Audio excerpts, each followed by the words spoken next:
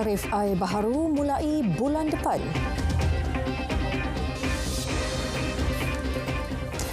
Berita tengah hari 17 Januari 2024 bersama saya Hazel Desmond. Pelarasan tarif air domestik di Semenanjung dan Labuan akan dilaksana mulai bulan depan melibatkan kenaikan purata 22 sen setiap meter padu. Menurut Suruhanjaya Perkhidmatan Air Negara SPAN, kenaikan itu masih rendah. Malah ia tidak dapat menampung kos sebenar penyediaan perkhidmatan bekalan air sebanyak RM1.75 bagi setiap meter padu berdasarkan rekod sebenar 2022. Bagi meminimumkan impak kenaikan ke atas bil air bulanan rakyat, operator bekalan air di negeri masing-masing disaran teruskan inisiatif bantuan sedia ada secara bersasar kepada pengguna domestik. Ini termasuk pemberian rebat kepada golongan B40. Pelarasan tarif air akan dilaksana di bawah mekanisme penetapan tarif. Menerusinya, struktur dan komponen tarif akan diseragam untuk negeri-negeri di Semenanjung dan Labuan. Manakala tarif air akan dikaji semula setiap 3 tahun untuk pastikan keselarasan penentuan bayaran. SPAN turut memaklumkan pelarasan tarif air domestik berkenaan tidak boleh lagi ditangguh agar tidak jejaskan kemampanan industri perkhidmatan air dalam jangka masa panjang sekaligus memastikan rakyat dapat terus nikmati perkhidmatan berkualiti. Pelarasan tarif air itu mencerminkan kos bekalan air sangat penting bagi membolehkan operator meningkatkan tahap perkhidmatan untuk terus bekalkan air berkualiti. Menerusi semakan tarif, operator air lebih bersedia membuat pelaburan berterusan untuk bangunkan infrastruktur sistem bekalan air. Ini termasuk membina atau menaik taraf loji rawatan air, mengganti paip usang dan melaksana penyelenggaraan berkala. Pelarasan tarif air bagi meningkatkan kualiti perkhidmatan pembekalan air disambut baik. Rakyat berharap pembangunan infrastruktur berkaitan dapat dilaksana sebaik mungkin untuk kemudahan dan keselesaan mereka. Apabila kita kaji balik, kemerosotan kualiti air dan bekalan air ini disebabkan oleh paip yang terlalu lama. Kita tengok 40 tahun, 50 tahun yang lalu diganti. Apabila kita periksa balik, paip ni perlu diganti dan menelan perbelanjaan yang kalau Kedah saja berbilion lah.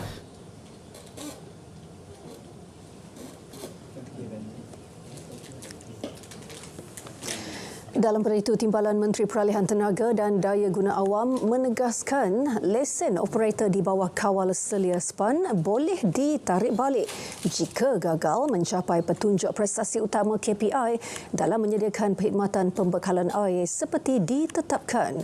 Akmal Nasrullah Muhammad Nasir berkata perkara itu termaktub dalam Akta Industri Perkhidmatan Air 2006.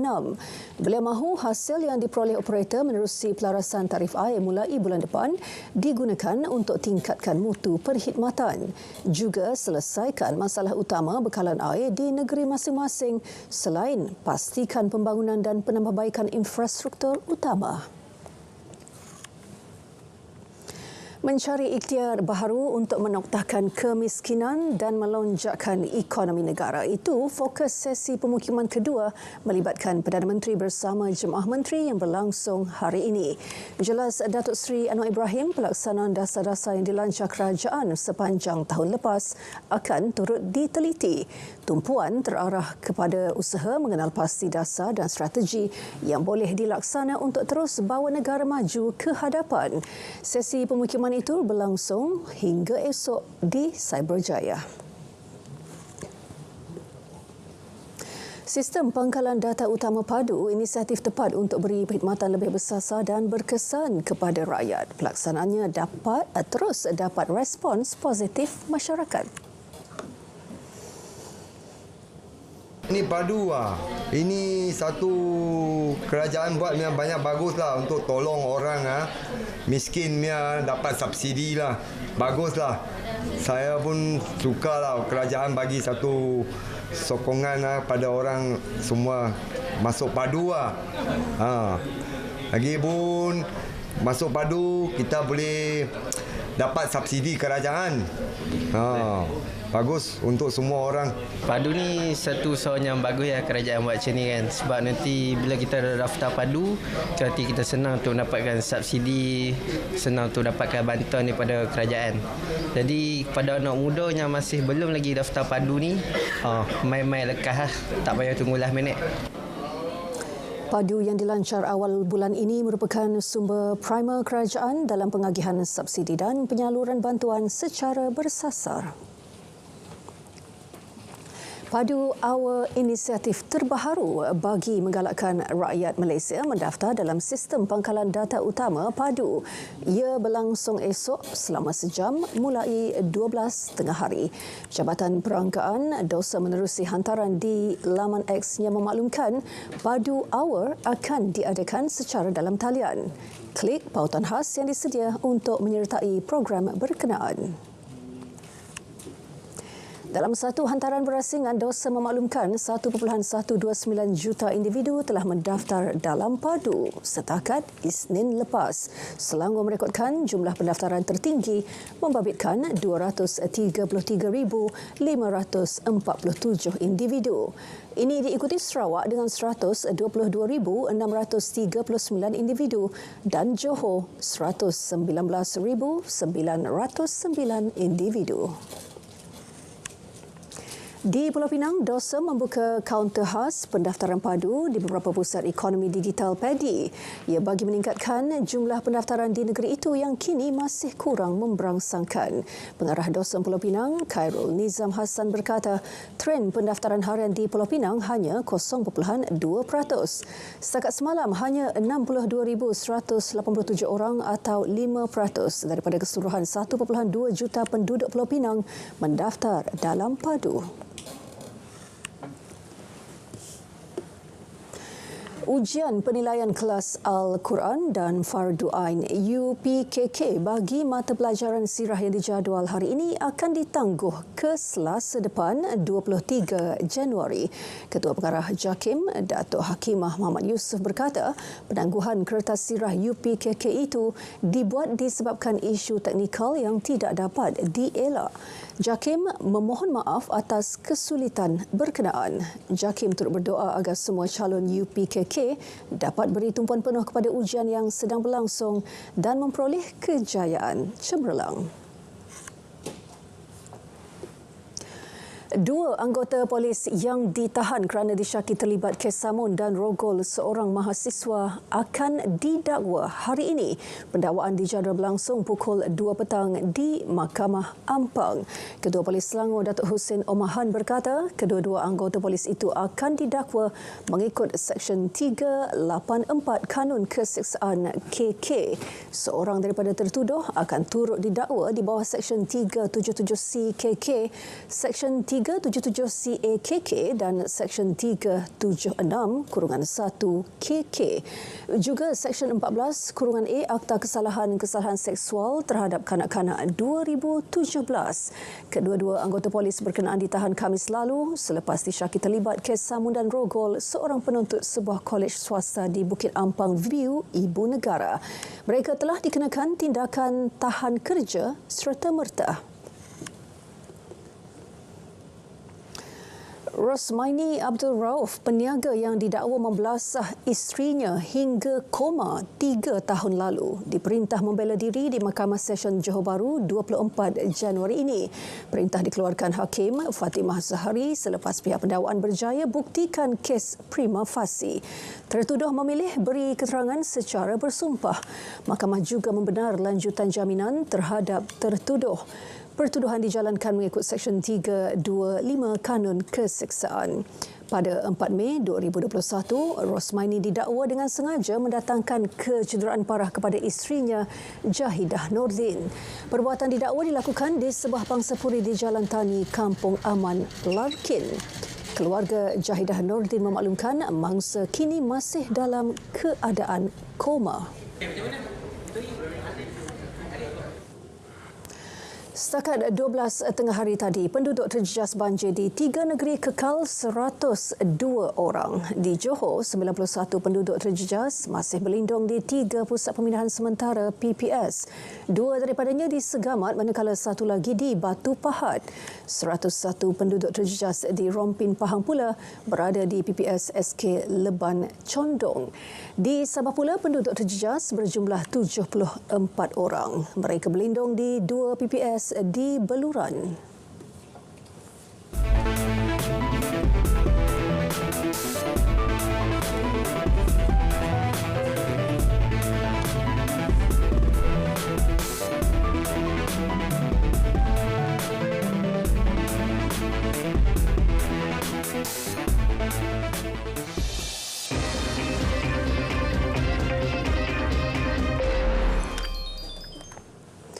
Bursa Malaysia dibuka rendah hari ini. Ia mengambil petunjuk daripada prestasi lemah Wall Street dalam tempoh semalaman. Indeks FBMKLCI susut 3.81 mata kepada 1,490.06 mata setakat pukul 12.15 tengah hari. Lee Fom mendahului kaunter paling aktif susut 8 sen pada 19 sen. SCIB turun 30 sen kepada 53.5 sen dan Mindtech bertambah 1 sen kepada 16.5 sen. Kaunter saham paling untung menyaksikan Allianz bertambah 30 sen kepada RM20.30. Manakala United Plantation meningkat 28 sen kepada RM19.24 dan FNN bertambah 20 sen kepada RM28.96. Ringgit pula dibuka rendah berbanding dolar Amerika berikutan kekurangan pemangkin. Pada 12.15 tengah hari, ringgit diniaga pada 4.71 berbanding dolar Amerika. Berbanding dolar Singapura, ringgit disebut pada 3.50 dan berada pada 3.19 berbanding yen. Ringgit diniagakan pada 5.94 berbanding pound sterling dan disebut pada 5.12 berbanding euro. Manakala berbanding BAF, ringgit didagangkan pada 13.24. Rangkaian makanan segera India Wow, Momo, menjual 15% kepentingannya kepada Khazanah Nasional Berhad dengan nilai $42 juta Amerika. $7.2 juta pula diperoleh daripada firma pelaburan India Ox Asset Management. Rangkaian makanan segera itu merancang untuk gunakan data tersebut bagi pengembangan operasi serta laluan keluar kepada pelabur peringkat awal. Peluang kerjasama dengan Dana Kekayaan Kedaulatan Malaysia dianggap satu pencapaian besar untuk fasa pertumbuhan seterusnya. Syarikat berpangkalan di Kolkata itu diasaskan pada 2008 dan mengendali kira-kira 630 cawangan serta kios di 35 bandar di bawah jenama berbeza. MSM Malaysia Holdings Berhad rancang tingkatkan kadar penggunaan kilang penapisannya di Johor kepada 50% menjelang akhir tahun ini. Ketua Pegawai Operasi Kumpulannya Hasni Ahmad berkata, kadar penggunaan semasa MSM Sugar Refinery Johor Sdn Berhad adalah sekitar 40%. Ketika ini, MSM Johor sedang memperoleh dandang ketiga bagi fasiliti pengeluarannya.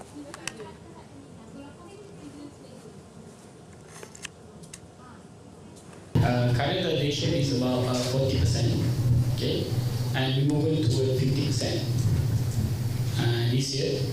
And then the plan is that as we every year we're going to increase, because I think we need to also look into the market.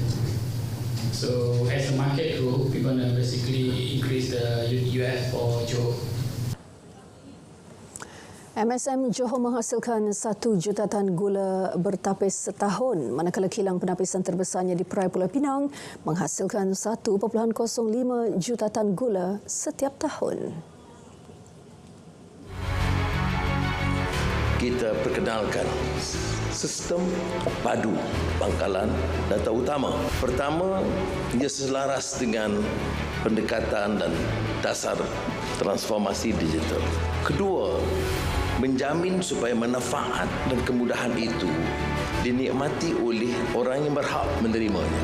Dan tentunya dengan cara yang sedemikian mengurangkan kos, mengurangkan ketirisan. Dan kaedah diperkenalkan melalui padu ini ialah secara tidak langsung memaksa setiap warga negara faham tentang transformasi digital dan menggunakan sistem padu. Dengan sendirinya kita ada pencerahan kecelekan budaya dan kecelekan digital.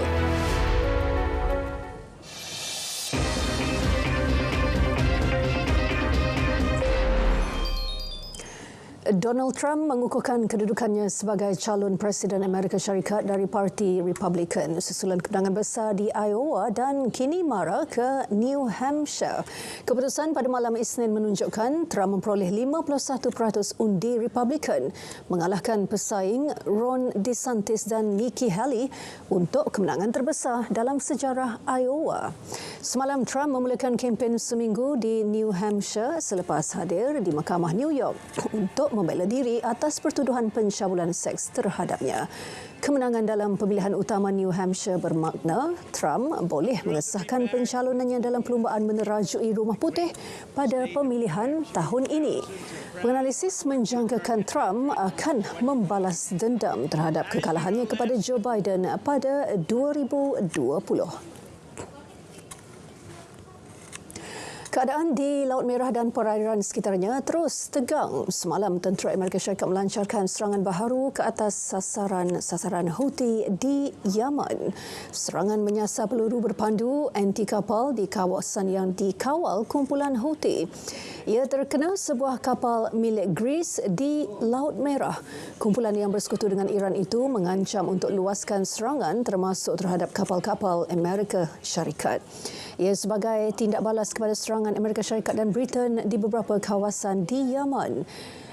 Jumaat lepas, tentera Amerika Syarikat dan Britain melancarkan serangan balas ke atas lebih 60 lokasi dalam wilayah-wilayah yang dikuasai kumpulan itu.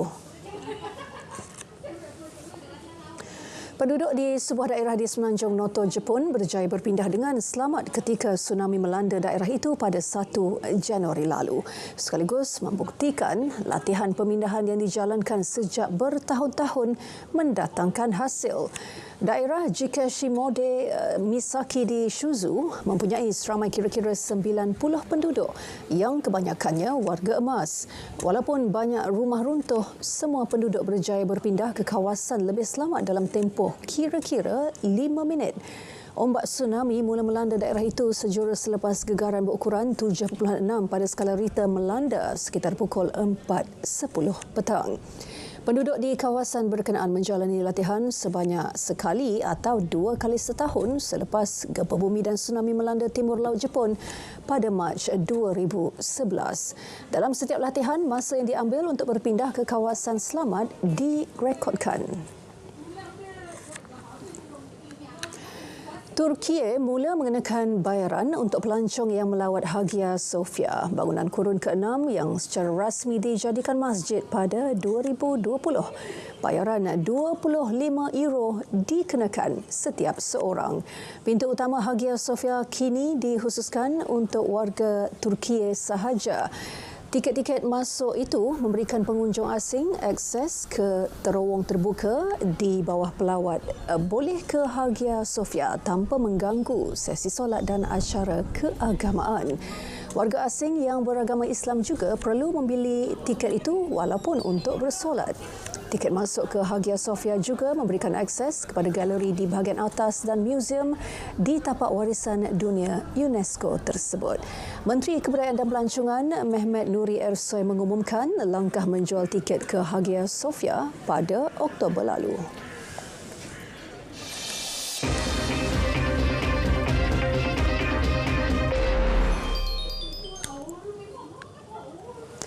Badminton terbuka India 2024 beregu campuran profesional negara Goh Soon Huat Shivon Lai memperbaiki pencapaian musim lalu apabila berjaya melangkah ke pusingan kedua. Soon Huat Shivon menewaskan gandingan ke-11 dunia dari Perancis Tom Schickel Delphine Doroux 21-12, 21-15. Kemenangan itu secara tidak langsung merapatkan jurang rekod 7 pertemuan antara mereka. Ketika ini, Sun Huat Shivon sudah meraih 3 kemenangan, manakala Shikel Delhu 4 kemenangan. Selepas ini, gandingan di ranking ke-14 dunia itu dijadual bertemu beregu China Cheng Xing Zhang Qi. Pada edisi lalu, Sun Huat Shivon kecundang seawal pusingan pertama apabila tewas kepada gandingan China Zheng Shiwei Huang Yaqiong.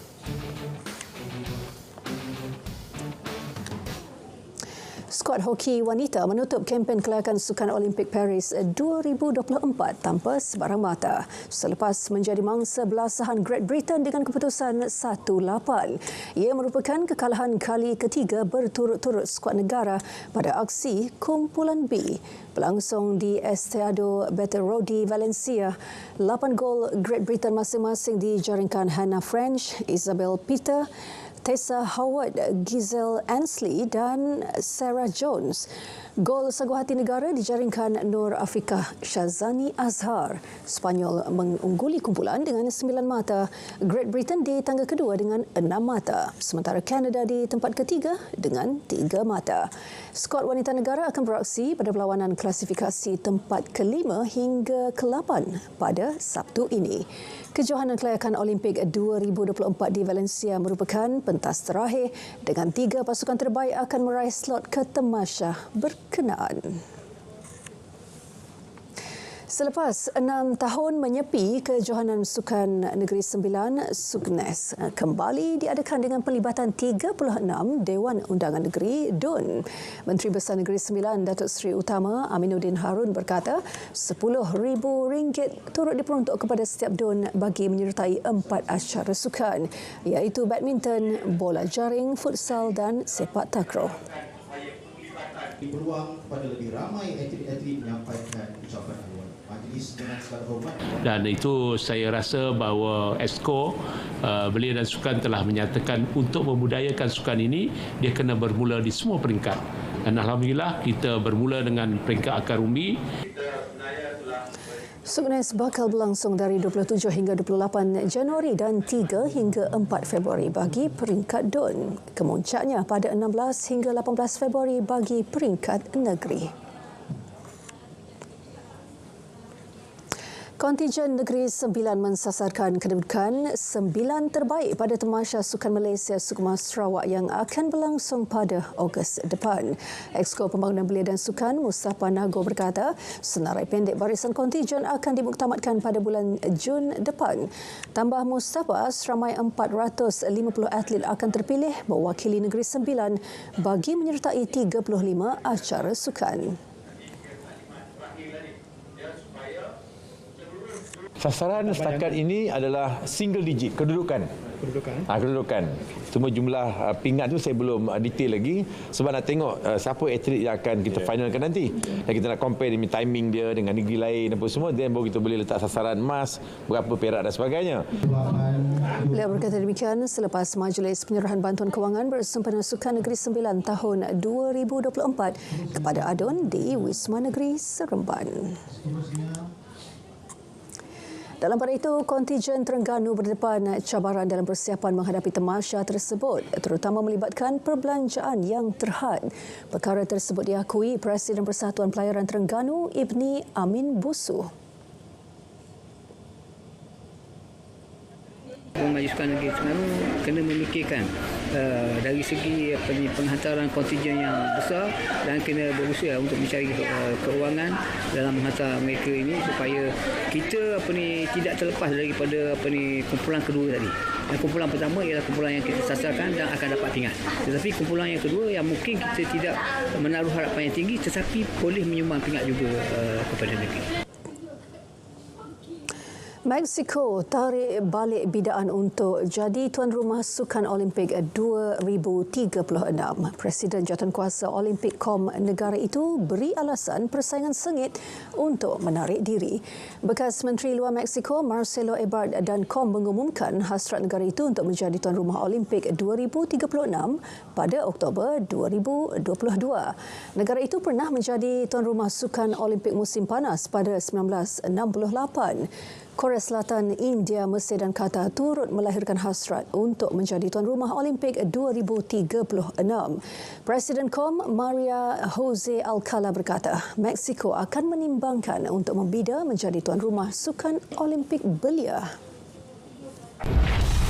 Kejohanan bola sepak Piala Asia Qatar 2023. Kesebelasan terbaik Harimau Melaya kini bersedia untuk memburu takhta berprestij di Asia.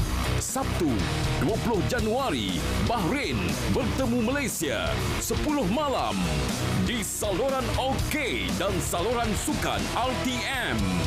Saksikan juga secara penstrima langsung di RTM Klik bersama RTM, official media partner.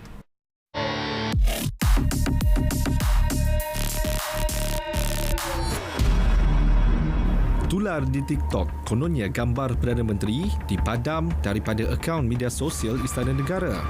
Satu lagi hantaran daripada akaun berbeza pula cuba memfitnah Yang di-Pertuan Agong, kononnya baginda murka dengan Perdana Menteri. Semakan pasukan biar betul mendapati dakwaan terbabit adalah fitnah. Realitinya, hanya dengan sekali carian, gambar Perdana Menteri dapat ditemukan dengan mudah di beberapa akaun media sosial rasmi Istana Negara. Selain bertujuan jahat, barangkali si penghantar fitnah dangkal dalam menggunakan media sosial. Henti sebar fitnah. Tidak perlu cipta persepsi yang tidak perlu. Penyebarannya hanya mengundang padah. Terima maklumat palsu atau bahan fitnah? Segera lapor ke MCMC. Biar betul, tak pasti, jangan kongsi.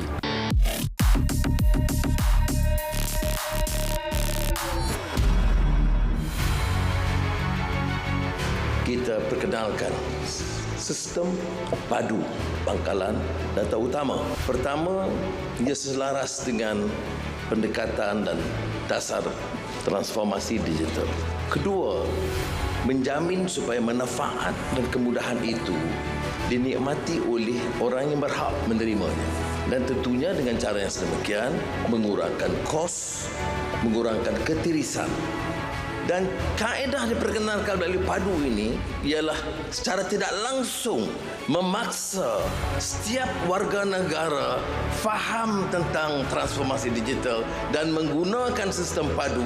Dengan sendirinya kita ada pencerahan kecelekan budaya dan kecelekan digital. Berita tengah hari berakhir di sini. Dari sungai ke segara, Palestin pasti merdeka. Malaysia Madani dekat perpaduan penuhi harapan.